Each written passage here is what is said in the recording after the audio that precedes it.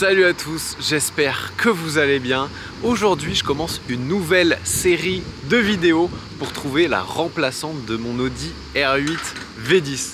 Comme j'avais fait ma première supercar avec toute une liste de voitures pour la R8, là, ça va être ma prochaine supercar. Et on commence aujourd'hui avec la Porsche 991 GT3.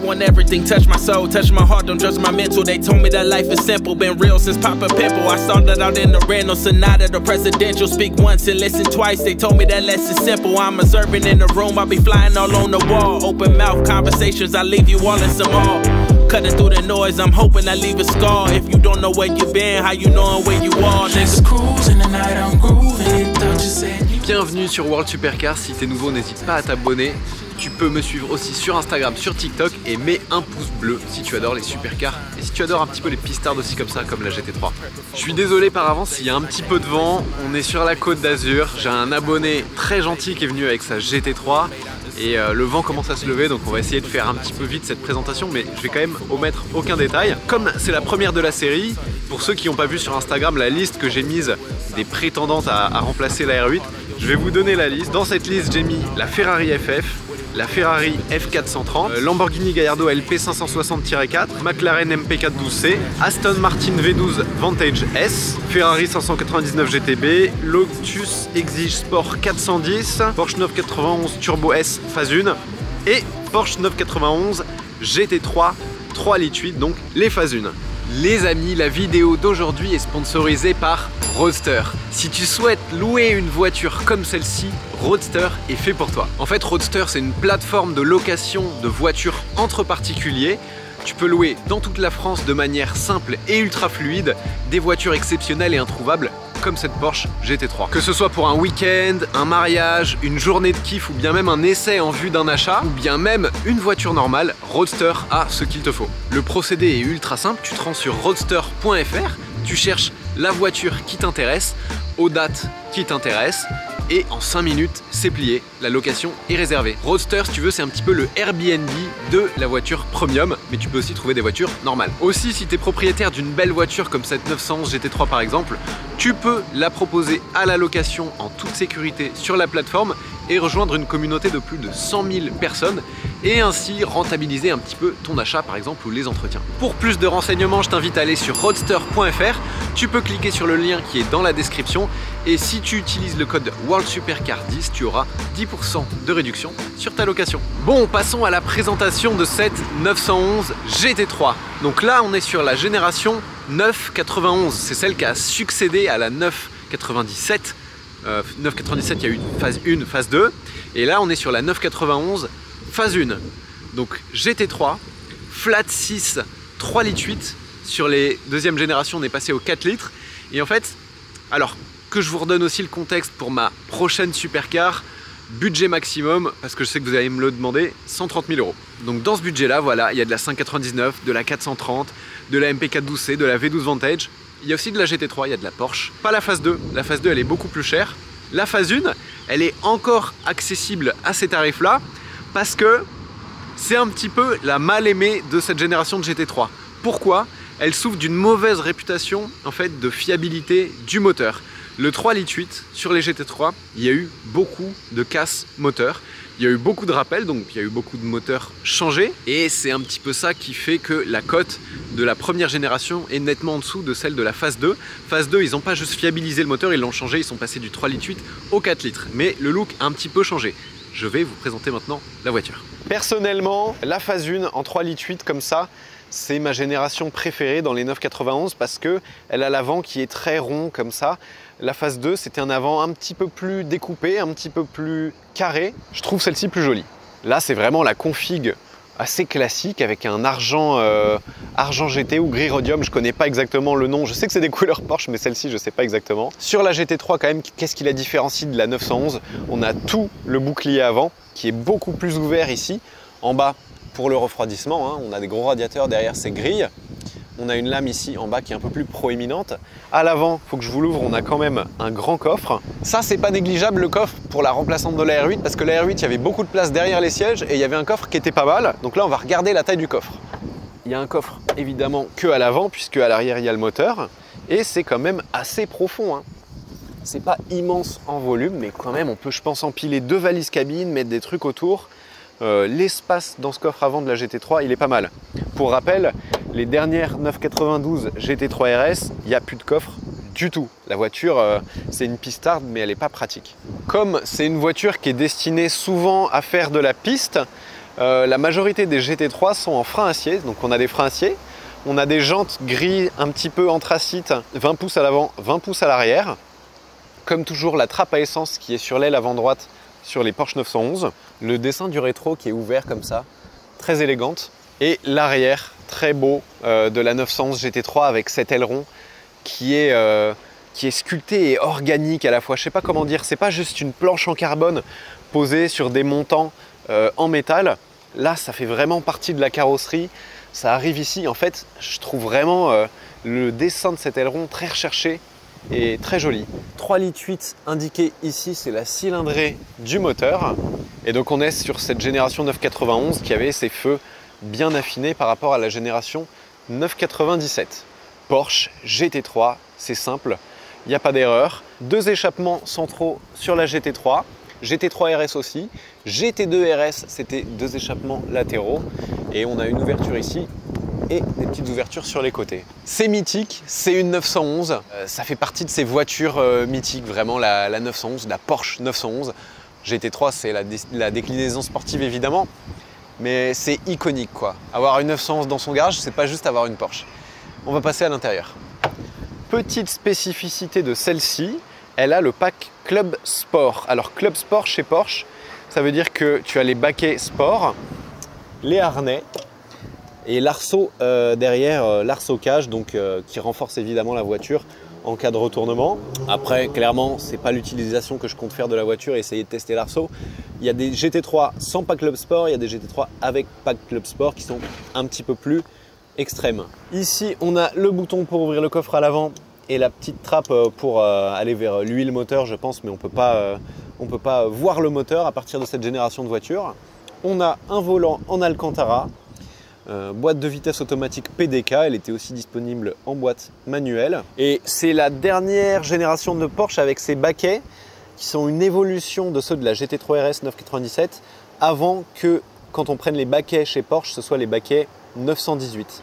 Les baquets de la 918 Spider qu'on retrouve d'ailleurs jusqu'à aujourd'hui sur la GT3 RS. Et ce qui est sympa, c'est que c'est un baquet que tu peux rabattre. Bon, déjà il est magnifique, coque carbone. Derrière, on n'a plus de place assise, mais en fait, en contournant un petit peu l'arceau, etc., on peut mettre pas mal de bagages et de choses derrière. Donc en fait, pour partir en week-end ou petite semaine de vacances à deux, il y a moyen de faire quelque chose de bien avec cette GT3. Désolé pour la pluie, c'est la petite pluie du Sahara qui est extrêmement salissante. La voiture était propre, désolé, on a fait ce qu'on a pu. Donc volant avec cette espèce de monobloc en aluminium qui est très joli. Boîte PDK, donc ça c'est en rouge je crois sur les GT2 RS, mais donc en noir sur les GT3 RS. Ici tous les petits boutons sur la génération 991, suspension, sport pour la boîte, échappement sport, le lift system. Et ce qui est sympa sur la GT3 avec le pack Club Sport et même GT3 RS et tout maintenant chez Porsche, c'est que quand tu as le harnais ici, le harnais 5 points qui est un petit peu long à mettre, très agréable de conduire avec ça, mais c'est long à mettre, tu peux mettre quand même la ceinture. Il y a une ceinture de sécurité et tu peux mettre soit le harnais, soit la ceinture, et ça, c'est vraiment sympa. On a le sport chrono, donc avec ici le petit chrono, ça je ne sais pas si c'est de série, le petit ordinateur de bord de la génération 991, cruise control et la clé qui se met à gauche. Le compteur qui est gradué jusqu'à 10 000 tours minute, mais la zone rouge est à 9 000 tours. Ça, c'est aussi les classiques de la 911, c'est les 5 compteurs. Je ne sais pas jusqu'à quand ils vont les conserver. Sur la 992, ils l'ont conservé avec le compteur à aiguille centrale. Mais là, c'est des vrais compteurs analogiques partout. Et moi, j'aime bien. Bon, aujourd'hui, pour un peu moins de 130 000 €, on peut s'offrir une 991 GT3 première phase. Il est temps d'aller voir ce que ça donne sur la route.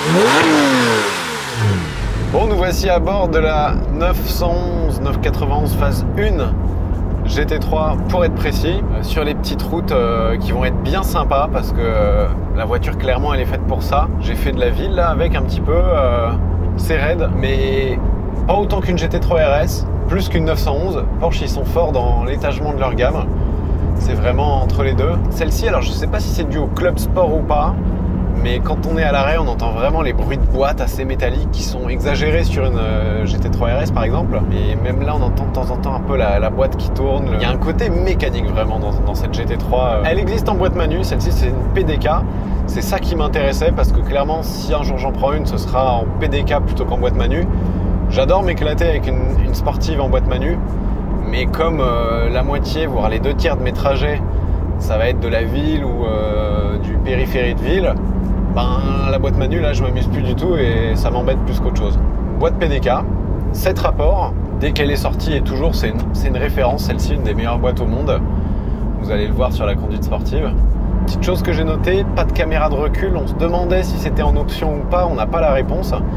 Cette génération, elle a été produite entre 2013 et 2016. Avant, c'était la 997.2 et après, c'était la 991.2. Là, on est sur la première génération de GT3 991. On a ouvert l'échappement, on a le lift system.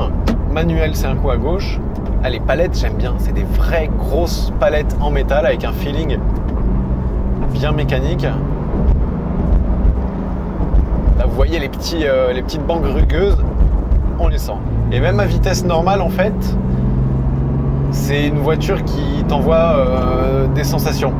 C'est un truc que j'aimais beaucoup sur la R8, c'est que tu n'avais pas besoin d'aller vite avec pour avoir des émotions. Évidemment, quand tu vas vite, tu en as encore plus.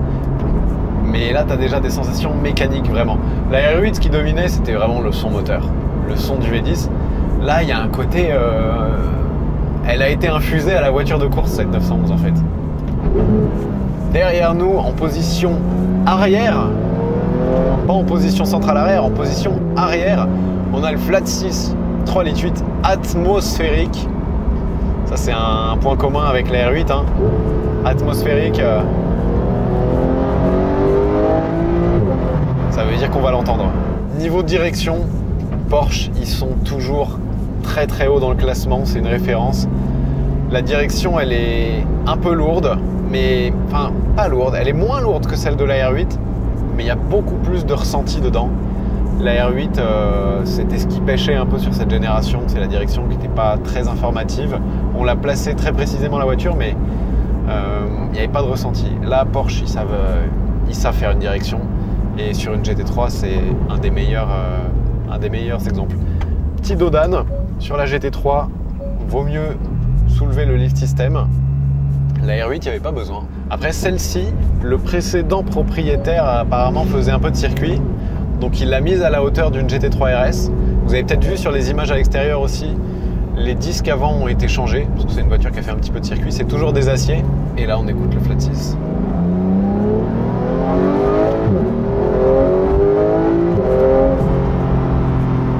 Ça marche quand même. On a 475 chevaux.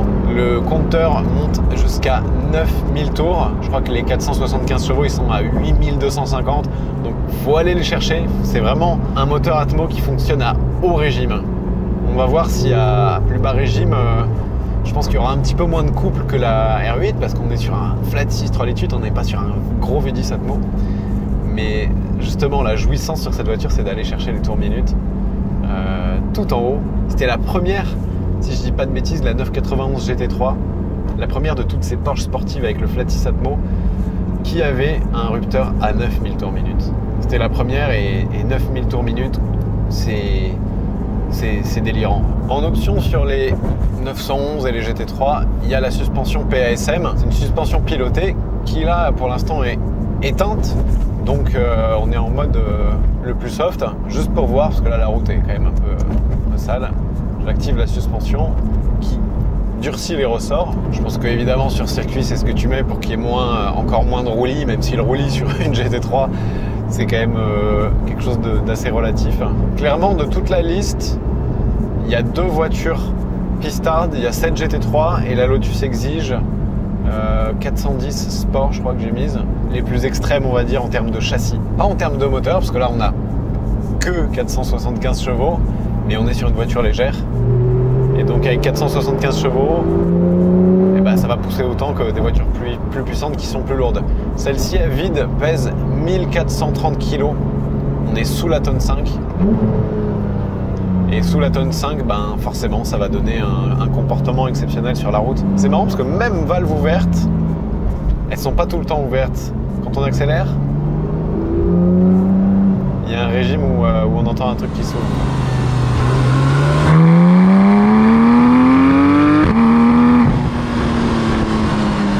Palette, c'est métallique, c'est mécanique, il faut vraiment appuyer dessus, ça implique dans la conduite. La voiture, elle est chaussée en pneus sport, des Michelin Pilot Sport Cup 2. Donc c'est des pneus qui sont adaptés au circuit. Hein. Je crois que le Sport Cup 2 est considéré comme un semi-slick. Allez, on écoute.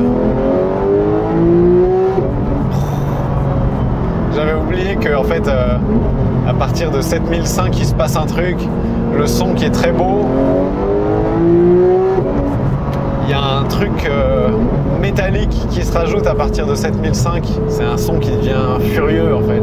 Je sais pas comment dire. Les rétrogradages, c'est pas aussi expressif que la R8, mais en fait, faut que j'arrête. Faut que je vais pas passer mon temps dans cette série à comparer à la R8 parce que niveau son moteur, sinon ça va être très dur pour toutes celles que je vais essayer. La R8, c'était exceptionnel. Mais là, on est sur du flat 6, moteur mythique, Atmo, un moteur qui se rapproche beaucoup du bruit d'un moteur de course des 911 de course, quoi. La voiture vire à plat, dès les premiers virages, tu dis ah ouais, on se sent en sécurité. Alors faut faire attention parce que c'est une propulsion, 475 chevaux. On a des gros pneus qui collent au sol là, hein, les Sport Cup 2, propulsion, moteur arrière. Donc l'équilibre, faut y faire attention. Si tu la jettes dans un virage, l'arrière peut passer devant. Hein. Faut pas oublier les lois de la physique. Mais la voiture t'invite à mettre un rythme. Moi, j'avoue que les pneus, ils aident beaucoup là. Mais...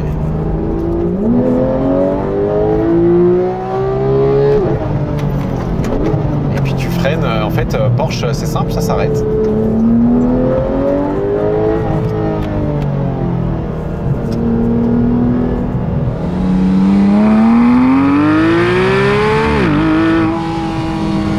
Entre les freins acier et les freins céramiques, on en parlait tout à l'heure. Aujourd'hui, on voit beaucoup de sportifs sortir avec des freins céramiques. Je trouve que c'est bien sur une turbo, par exemple, qui est une voiture lourde.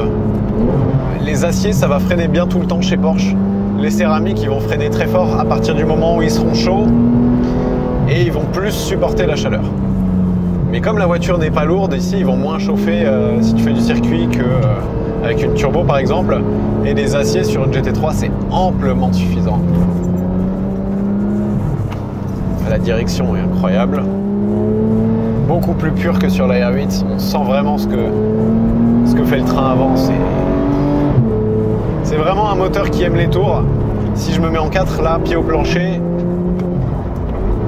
il est un petit peu creux le 3,8 litres. Je crois que sur le 4 litres, en fait, c'était ça l'évolution. On avait beaucoup plus de couple à mi et à bas régime. Là, c'est dans les tours que tout se passe. Oh, il y a un bruit d'aspiration derrière, je pense que c'est l'admission d'air. Tout se passe à l'arrière sur la 911.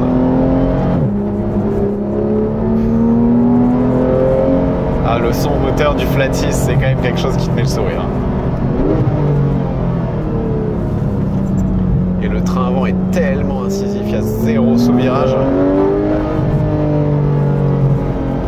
Et pour l'instant, on n'est pas encore allé chercher les 9000 tours. Hein. Ah là là, j'adore. On sent en fait, c'est ça, c'est aussi l'équilibre de la 911 avec tout le poids derrière quand on met gaz.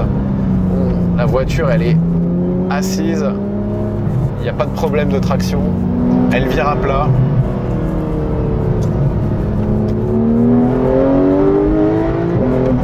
Et niveau puissance, si on regarde la fiche technique uniquement, qu'on se dit 475 chevaux, bon aujourd'hui, attention, peut-être 9000 tours là.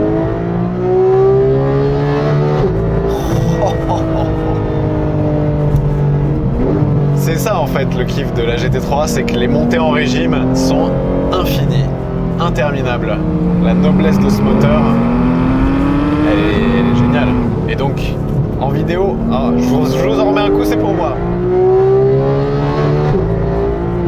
Et il y a un bon à-coup aussi au passage de vitesse, quand on est au régime. ça.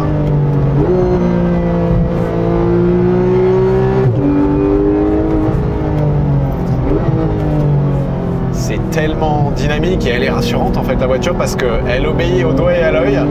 Ça se pilote un tout petit peu plus finement qu'une R8 qu'un Quattro, mais c'est plus léger, c'est beaucoup plus dynamique. Et tu la guides, tu peux vraiment la placer au frein. C'est le frein, on va en parler parce que je vous ai parlé du freinage, de la décélération. Mais oh là là. En fait, le mordant initial sur une Porsche, il y a un vrai mordant quand on pose le pied. La pédale, elle est ferme. Et tout de suite, ça freine fort. Ah, on va se mettre en PDK Sport, t'as raison. Ah, en effet. Je pensais que PDK Sport, ça c'était juste un réglage de la boîte auto. Mais en manuel, apparemment... Ah oui. En effet, il y a une prédif.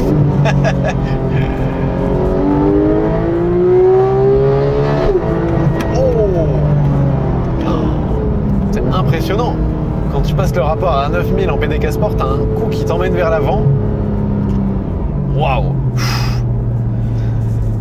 On prend une respiration, un bol d'air frais là. En conduite sport sur les petites routes, bah, la GT3 c'est un outil, c'est un scalpel, c'est juste exceptionnel.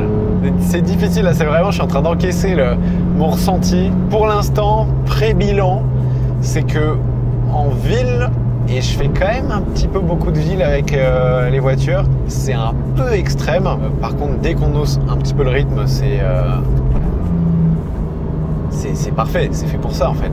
On va ouvrir d'ailleurs un petit peu les vitres pour profiter du son du flat 6. Et chose chez Porsche qui est amusante et qui peut être pratique, je sais pas vraiment à quoi ça sert d'autre, mais si tu croises un enfant qui te fait un pouce comme ça, qui veut entendre le son moteur mais qu'il y a quelqu'un devant toi et que tu peux pas accélérer, tu tires les deux palettes, ça met le point mort. Et puis tu peux ravir les passants d'une note musicale en flat 6 majeur. Donc échappement full d'origine, sachant que évidemment sur un flat 6 Atmos, tu commences à le trafiquer, ça peut vite devenir insensé.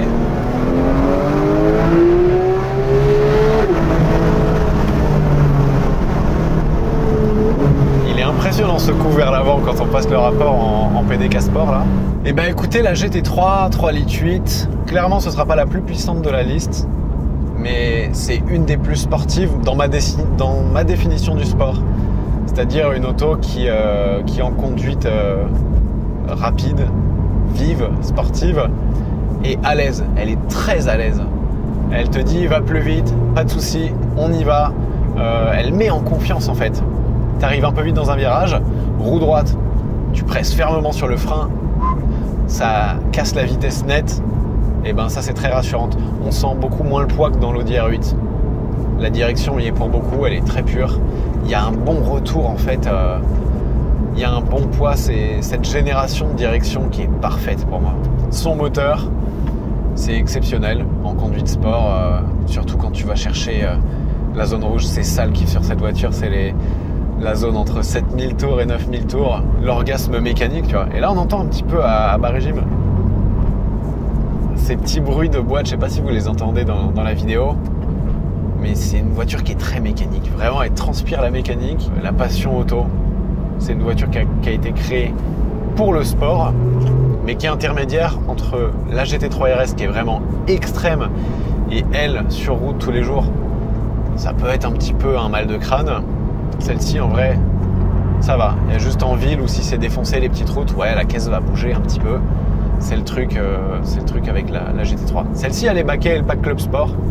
En condition, en configuration peut-être normale, siège confort, non Club Sport, elle pardonne un peu plus, mais aussi après derrière en conduite sport, t'as moins ce côté spécial, t'es moins maintenu, parce que là les baquets ils maintiennent très bien, et les baquets Porsche ils maintiennent très bien et ils sont ergonomiques et confortables. C'est parmi les seuls baquets où tu peux faire 2000 bornes avec si tu fais un road trip sans être cassé en deux. Ça c'est vraiment un truc que je prends en compte, le compromis confort-sport. Sur la GT3 il est un peu plus orienté sport que confort. Donc voilà, j'espère que cet essai de la GT3 vous a plu. Moi, il m'a beaucoup plu, très intéressant.